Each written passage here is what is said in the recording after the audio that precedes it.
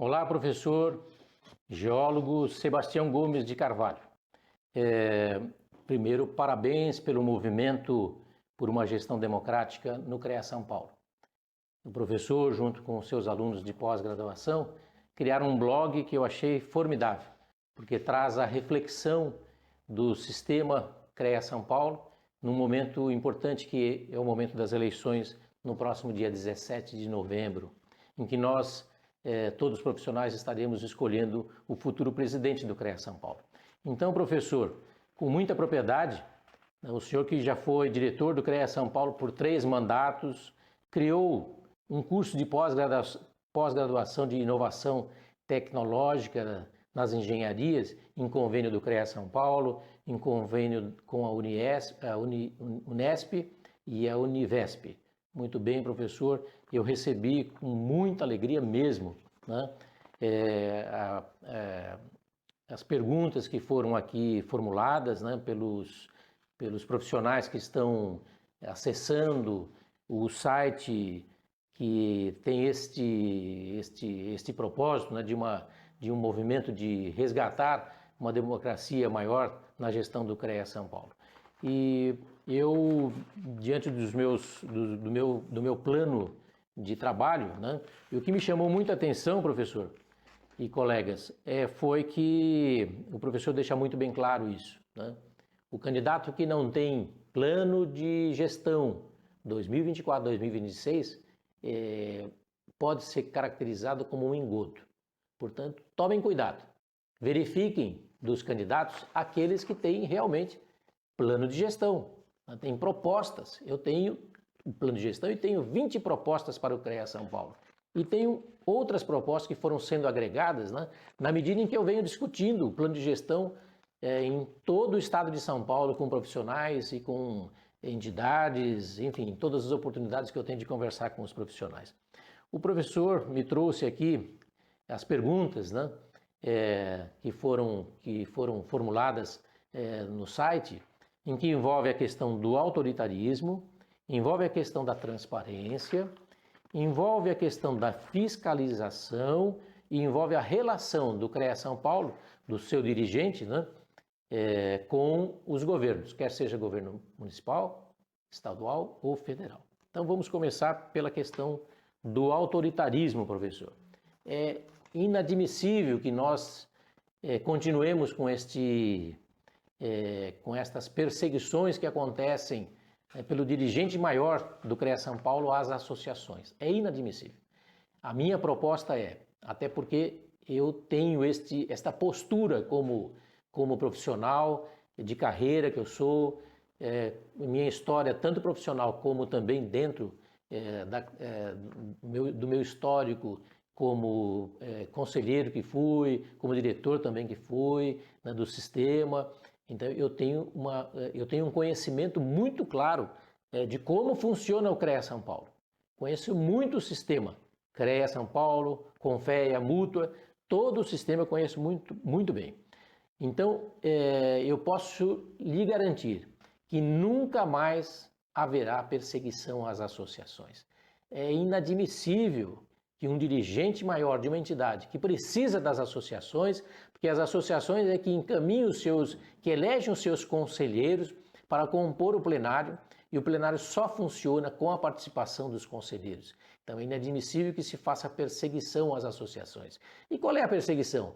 Aquele, como o professor colocou aqui, e como chegou a pergunta, aquele que não segue as cores do seu dirigente. Nós temos que varrer essa triste história, né, de perseguição, né, das associações pelo seu dirigente maior. O CREA São Paulo tem que ser parceiro das associações. E é assim que será na minha gestão. Apagar de vez essa história triste, criar uma forma de parcerias fortes com as entidades e dessa forma, o que nós faremos? Nós criaremos um sistema em que o gestor dos contratos de parcerias com as associações, em todo encontro de suas contas, sejam aprovadas dentro da própria associação com os dirigentes e vá para o plenário apenas para a homologação.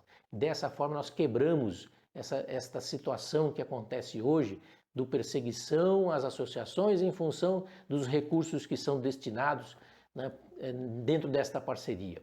Nós faremos uma verdadeira parceria de ganha-ganha, ou seja, a associação com os seus associados, os seus dirigentes vão ter liberdade, sim, de se fazer os seus eventos, e nós vamos destinar dentro da parceria os recursos necessários e as contas serão aprovadas pela direção da associação, junto com o gestor, e vai para o CREA apenas para homologação. Uma outra questão também, professor, e também alunos da pós-graduação e aqueles que fizeram as perguntas, né? A questão da transparência. Foram apontadas aqui, alguns apontamentos, né, mostram a questão da falta de transparência dos recursos. Bom, aí eu diria o seguinte, quem faz a fiscalização dos conselhos de classe? Quem faz é o TCU, né? O TCU, que é o órgão de controle e de fiscalização dos conselhos de classe. Portanto, cabe ao TCU fazer a fiscalização de tudo o que aconteceu. Na minha gestão como presidente, a partir do dia 1º de janeiro de 2024, começa uma nova realidade. Vai haver transparência, sim. Transparência, inclusive, no nosso site, no nosso portal, de quanto cada um dos diretores, conselheiros vão estar recebendo como jeton, como despesas de reembolso de viagens e tudo mais. Que acabou, isso existia, pena que foi retirado. Nós vamos voltar com a transparência total dos contratos, por licitações, como deve ser feito, atendendo toda a legislação, e também a prestação de contas vai ser aprovada sempre nos plenários e de forma muito transparente a todos os conselheiros e empregados. Os empregados do CREA têm um papel muito importante também. A outra questão que o professor e o seu grupo de alunos e profissionais que apontaram como perguntas, né? A questão da fiscalização. Hoje, o CREA São Paulo tem 131 fiscais para um estado de 645 municípios. É impossível se fazer a fiscalização do jeito que o CREA faz hoje. Não se faz fiscalização apenas e tão somente com recolhimento de ART. Nós temos que ter fiscalização de fato e fiscalização de forma compartilhada. Com quem? Com os outros agentes de fiscalização. Porque nós temos, por exemplo, no município, tem fiscais da prefeitura, fiscais da Polícia Militar Ambiental, do CREA. Nós vamos fazer parcerias fortes para uma atuação conjunta de fiscalização. Vou também ampliar o quadro de fiscais e consultores das câmaras especializadas. Como vou fazer isso com relação aos fiscais? Abrir os concursos, os próximos concursos, para que nós tenhamos, ao longo dos 3 anos de mandato, um acréscimo de fiscalização em todos os municípios com mais de 60 mil habitantes. São Paulo tem 645 municípios. Vamos verificar, e quem é que vai verificar? Vou criar uma comissão de transição logo agora, a partir do mês de novembro, assim que eu for eleito, professor, como presidente do CREA São Paulo. Criar uma comissão de transição e esta comissão vai ter o papel organizador dentro do meu planejamento, do meu plano de trabalho e das propostas, para nós organizarmos o CREA a partir de 2024, com total transparência de tudo. Vamos aumentar, então, durante esses 3 anos, o número de fiscais, trabalhar a questão da fiscalização nos centros maiores, os centros urbanos maiores, como a cidade de São Paulo, dividir em 5 regiões de fiscalização, nas regiões metropolitanas também, de Campinas, de Santos, da região de Sorocaba, enfim, vamos reestruturar o CREA São Paulo. É impossível o organograma do jeito que está hoje, nós atendemos o papel principal do CREA. O papel principal do CREA, delegado pelo poder do Estado, de fiscalizarmos o exercício e as atividades, nós temos que fazer uma reestruturação no organograma do CREA São Paulo também. Eu tenho muita experiência nisso, estou preparadíssimo para ser o presidente, passei por empresas estatais, empresas privadas, conheço muito a questão da compliance, da governança, enfim, do ISG, e nós vamos dar um outro ordenamento de gestão profissional para o CREA. Nós temos a diretoria institucional e a superintendência. Eu vou criar uma secretaria executiva, né, para fazer esse papel de intermediação e de trazer um profissional do mercado com grande experiência em planejamento, em fiscalização, para nós reestruturarmos o papel de fiscalização do Estado de São Paulo que compete ao CREA.